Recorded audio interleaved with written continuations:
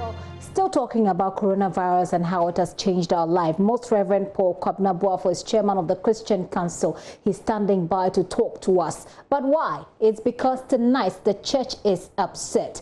They're talking about what they call selective application of the law on restrictions to prevent COVID-19. The founder and general overseer of the Perez Chapel International, Bishop Charles Ajinasari, says it is unfair that the same law is applied to people differently when church activities continue to be restricted, but it seems political activities are not. Also, President of the Full Gospel Church International, Bishop Samuel Mensah, criticized politicians for seeking only their political interest. A rally or what have you of the NPP, and look at this: no social distancing, no face masks. All these things is going to increase the rise of the COVID, and it will multiply. And in the next 2 weeks, we may probably have another 5,000 riser. Now we are around 13,000, 14,000. In 2 weeks from this situation, it's going to increase by 5,000 more. And unfortunately, when they come to church, then they will say that it is the church that has produced this. And they have stayed there for more than 2-3 hours. And yet they said for church, we must only meet for 1 hour. And some churches, when they met during the lockdown, they have been jailed.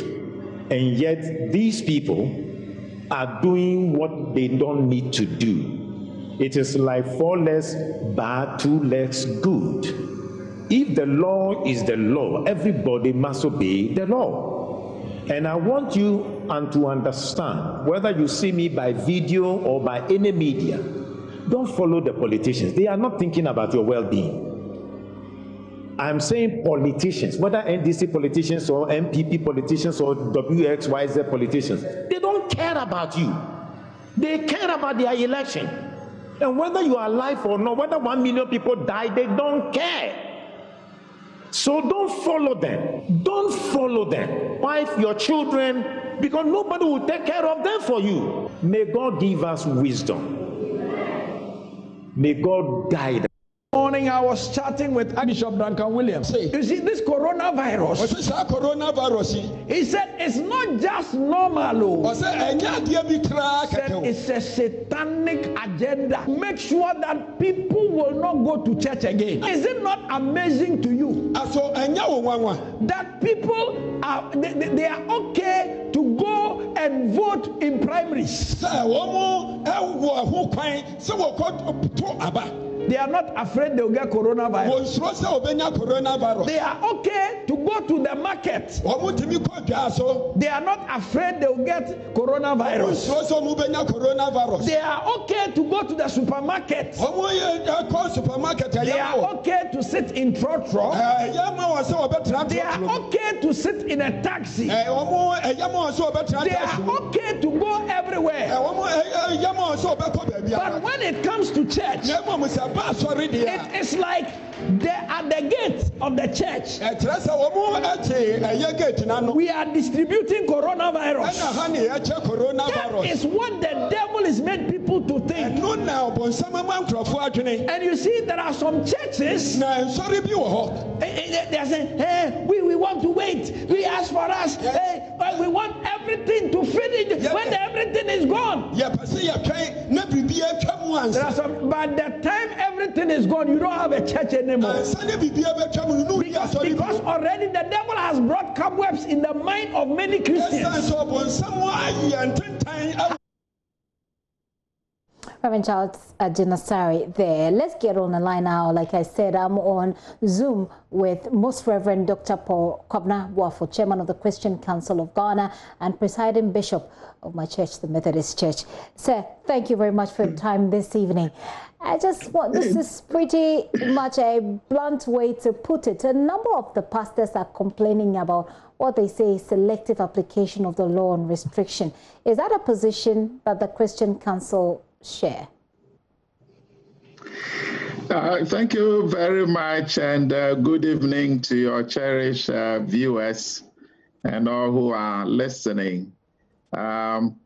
This is the concern of the Christian religious bodies, let me put it that way, the religious bodies, because it came up on Saturday evening and Sunday morning.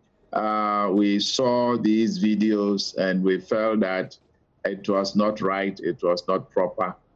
Things had not gone well with these primaries and how they were held with regards to the protocols in place.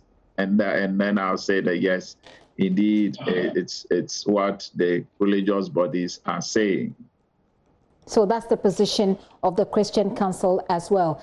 And if you can just summarize that for me. We've heard what the other pastor said. What exactly is this position? What do you want? Right. Our position is the observance, the observance of the protocols as compared to what is being done with the churches. The churches are asked to go through a lot of protocols, hand washing, taking temperatures, taking data, and then all others, the social distancing in the church, then even as to how to sing, as to how to give offering and all that. All these things were detailed out by the Minister of Chieftaincy and Religious Affairs. And so all of us agreed to go by them. Those who were ready to reopen the churches, we all went through, the chapels were disinfected and all that. And so you could see that it was orderly and everything went on well. None of us said that they were not going to comply. For that one, I can vouch for that. But we come to the primaries on Saturday, and what we see on television screens and what we saw by our naked eyes is just the directly opposite of it. And we felt that it was not right. Okay. That's our concern. And in the first instance, when the restrictions were given, some people who flouted, who went against the president's rule, were also arrested. And that one, we all condemned it because we felt that they had disobeyed. They had gone against what the head of the nation had said. Okay, so Most Reverend, if I can just step in here briefly, I just want to know, is the church specifically asking for arrest of these people who, in your view, broke the COVID-19 protocols, or is the church asking for some level of equality where the church is allowed to freely mingle and more time to fellowship? We are saying that can the government come to explain and tell us something about it, what has happened? Because how do you even arrest all these people? That one, it's I don't think it's even possible to do it. It's not, yeah. So what is the government coming to say about it? Right. And I know that the religious body's standpoint is that we have presented our case to government. And we know that they are studying it, they are looking at it in terms of the 1-hour service and then the 100-member ceiling or the cap for people who can attend church service. We have presented our alternatives to the government. So we are all waiting. We are waiting for the next major address by the president, maybe in July.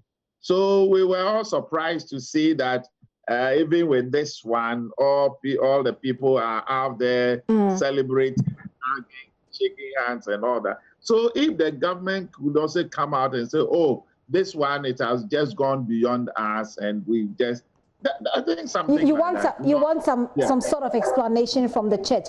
Finally, finally, Most Reverend, I just want to find out the churches or leaders of churches that were arrested for breaching the COVID-19 protocols. You've been referring to them. Most of the pastors have too. Are you demanding their release as well in the face of what has just happened? Well, the law as at then was what brought them into that. So with this one, can the government then revisit it? Can we revisit and say that, well, this is something that is also beyond our control? Can we then give a pardon? Can we then give a pardon? I think that one will also go a long way. Okay. Go a long way, because for what has happened now, it's just not a good thing that the churches can take. Yeah.